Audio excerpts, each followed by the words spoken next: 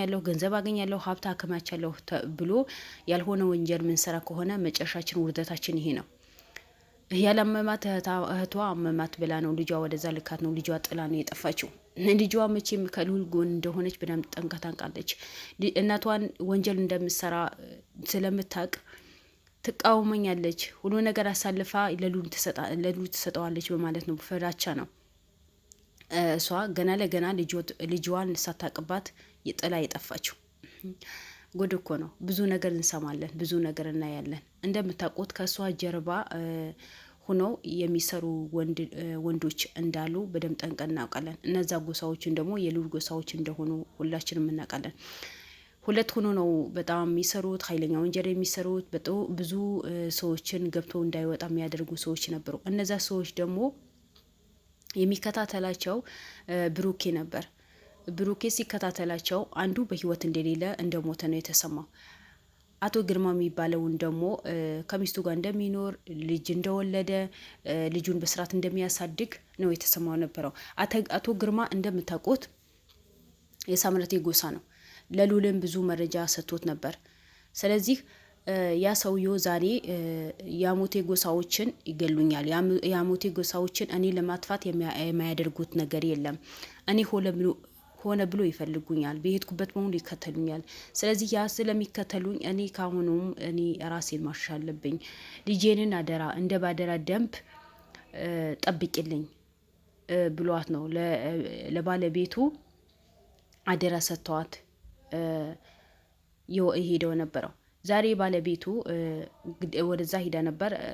ወደዛ ሂዶ ነበር። ወደ ባለቤቱ ሲሄዱ ጊዜ እሷን ምንም ነገር እንደማታውቅ ምንም አይነት ሚስጥር እንዳልሰማች ነው የተናገረችው ነበረው። ግን በመጨረሻ ልጅሽን ይዘነው እንሄዳለን፣ ልጅሽን ለህግ አሳልፈን እንሰጣለን፣ ያለውን ነገር ተናገሪ፣ ምንም ነገር መደበቅ የለብሽም ስትባል ልጄን አትውሰዱብኝ፣ ልጄ እናትም አባትሁኝ ያሳደኩት ነው፣ እሱ እንደፈለገ ከሳምራቴ ጎሳዎችን አንዲ ከአሞቴ ጎሳዎችን ያለ የዘለለ ነው የኖረው ነበረው።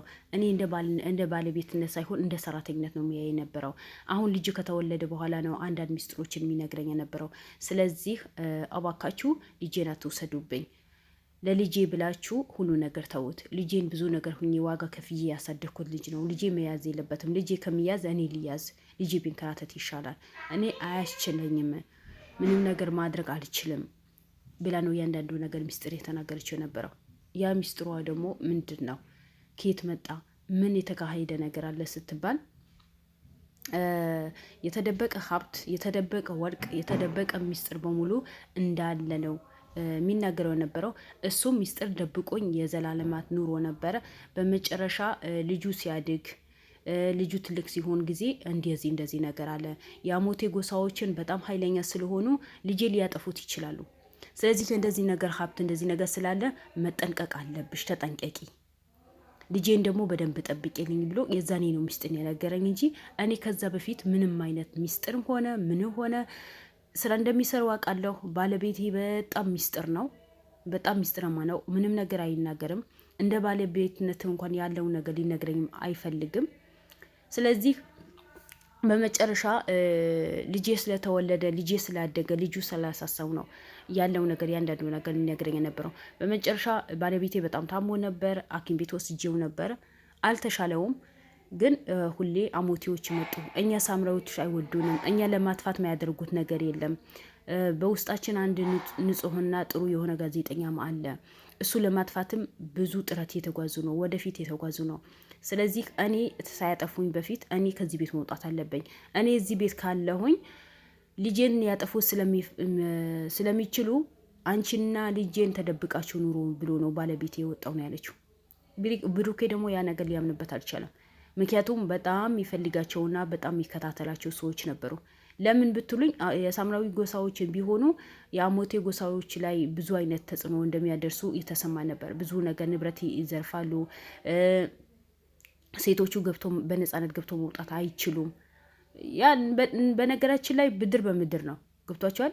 ብድር አንዱ ያደረገው በአንዱ ላይ አንዱ ግን እኔ ከሁሉ ነገር የሚገርመኝ ሴቶቹ ምን አድርገው ነው? ሴቶቹ ምን ባደረጉ ነው ጥቃት የሚደርስባቸው? የአሞቴ ጎሳዎች የሳምራቴ ጎሳዎች ሴቶች ሆነ ወንዶቹ ትናንሾች ለማጥፋት ይሞክራሉ። እልሃቸው እዛ ላይ ነው የሚወጡት። የሳምራቴ ጎሳዎች ደግሞ የአሞቴ ጎሳዎችን ሆነ ብለው ይፈልጉና እነሱ ለማጥቃት ይሞክራሉ። ስለዚህ እነዛ የሚፈላለጉትና ረብሻን የሚያነሱ ሰዎች እንደፈለጉ ይሆኑ፣ መብታቸው ነው። በመብታቸው ማንም የሚያስገዳቸው የሚገባ ሰው የለም።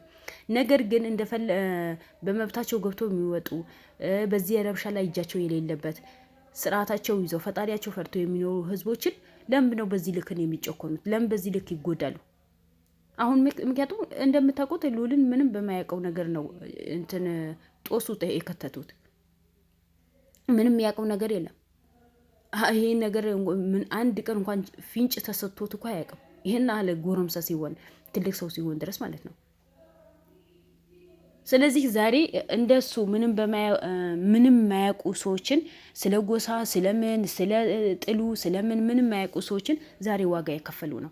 ለምን? የዛ ጎሳ ልጆች ብቻ ስለሆኑ። አሁን ልዑልን የሳምራዊ ጎሳ ስለሆነ ነው ዋጋ የከፈለው። አብሶ አክስቱ እሱ ለማጥፋት ነው ይህን ያህል ጥረት የተጓዘችው። እሱ ለማጥፋት ነው እንዳሰማችሁት ሰርግን የደገሰችው። በዙሪያው ያሉ ሰዎችን እሱን ለማጥቃት ያላደረገችው ያልሰበሰበችው ነገር የለም። አስቡት። በአሁን ኑሮ ተወደደ በተባለ ሰዓት ኢትዮጵያ ላይ አንድ ሰው ለማጥፋት ተብሎ ብዙ አይነት መንገዶች ግን እኮ አለ። አንድ ሰው ለማጥፋት ተብሎ ይህን ያህል ካሜራማኑ፣ ሙሽራ፣ ሙዜ፣ አዝማች ምናምን እያንዳንዱ ነገር ተከፍሎ የሚደረገው ልዑል በዚህ ልክ ምን ስላደረገ ነው? ምን አደረገ ልዑል? እስኪ አንድ ክፉ ነገር አደረገ? እንዲህ ህግ አለበት እኮ። ልዑል መጥፎ ነገር ከሰራት ህግ አለ አይደል? በህግ ሂዳ መጠየቅ ትችላለች። ግን ምንም አይነት ቀዳዳ ስታጣ ጭራሽ ሰርግ ደገሰች። እኔ እዚህ ጋር ያልገባኝ ነገር ልዑል እንዴት ተሳስቶ ነው ወዛ ሰርግ ላይ ሄደው? ምክንያቱም ማንም ቤተሰብ የሌለበትን እንዴት ሊደረግ ቻለ? ልዑልስ እንዴት አመናት? ምክንያቱም እሷ ሁሌ ስለ እሱ ተኝታ አታድርም። የእሱ ጠላት ናት። እሷ ገና ለገና ውርስ ይካፈለኛል በማለት ነው እሱ ላይ ዋጋ ልትከፍል የምትፈልገው፣ እሱን ለማጥፋት የምትፈልገው። ግን እሱ የእሷ ውርስ አይፈልገውም። እሱ ከራሱ በላይ ለማንም ተርፎ ለማንም ሰው ያበላ ያጠጣ፣ ቤተ ክራይቶ ያስቀመጣቸው፣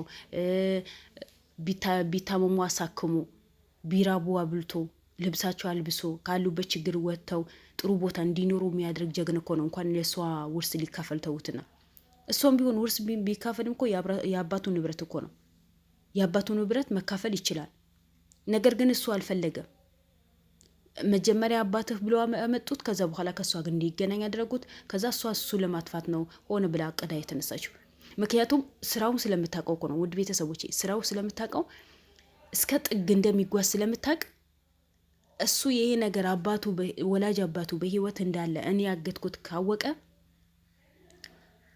ሳይቀድመኝ እንቅደመው ነው።